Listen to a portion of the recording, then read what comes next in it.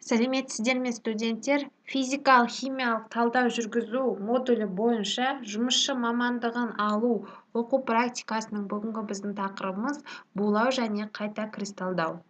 Сабағымыздың мақсаты ерітілген зат ерітіндісінен алынатын әдістер, концентрациясының жоғарылауы, кристалдық заттар қоспасының бөлінуі туралы білімді қалыптастыру, оқу еңбегінің іскерлігін, бақылау тәсілдерін қалыптастыруды дамыту.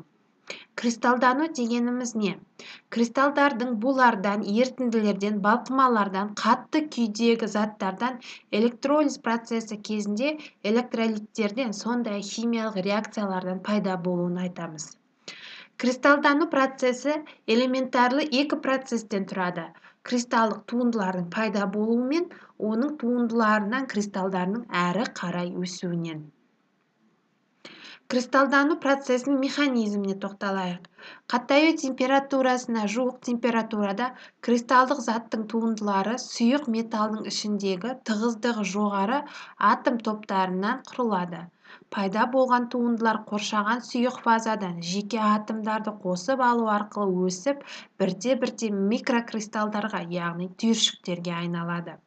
Кристалдану процесі кезінде микрокристалдар бір-бірімен кездескенде сұйық фазаның есесінен ары қарай өседі. Процесс аяқталғанда олар бүкіл металл құймасының көлемін толтырып, оның микроқұрылысын анықтайды. Яғни, оң жақ бетте көрсетілген бірінші суреттен байқасаңыздар болады. Яғни, металдың кристалдану процесінің схемасы. Алғашында кристалдар еркін өсіп, геометриялық формалар дұрыс қалыптасады. Бірақ өскен кристалдар бірін-бірі ығыстыру салдарынан түйіскен қырлары өспей, дұрыс формасы бұзылады. Сұйықпен беттескен кезде ғана өсу жалғаса береді. Осылай сырт пішіндері дұрыс емес қалыптасқан кристалдар түйіршіктер немесе кристаллиттер деп аталынады. Кристалдану түрлеріне тоқталсақ, ерітіндідегі заттың ерігіштігі кез келген түрде төмендегі кристалданудан жүреді. Ерігіштіктің төмендеуінің стандартты ерітіндісі салқындату, антиеріткіш қосу, булану және тұнбаға түсу.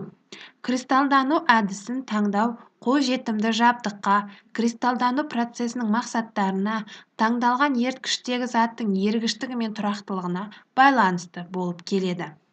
Енді кристалдану құрылғысының тоқталатын болсақ, алтыларыңызда көрсетілген суретте, яғни цилиндрлік ыдыс берілген. Бұл, яғни кристалдану құрылғысы болып табылады.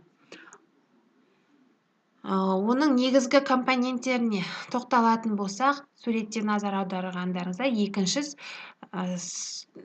тірек сызбасында көрсетілген ол араластырғыш.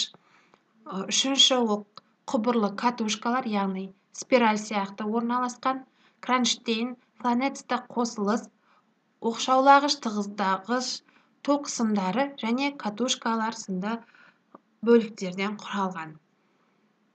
Құрметті студенттер, Платонс платформасы арқылы берілген тапсырмаларыңызды орындап, әдеттегідей тексеруге жіберулеріңізді сұраймын. Назарларыңызға рахмет, сау болыңыздар.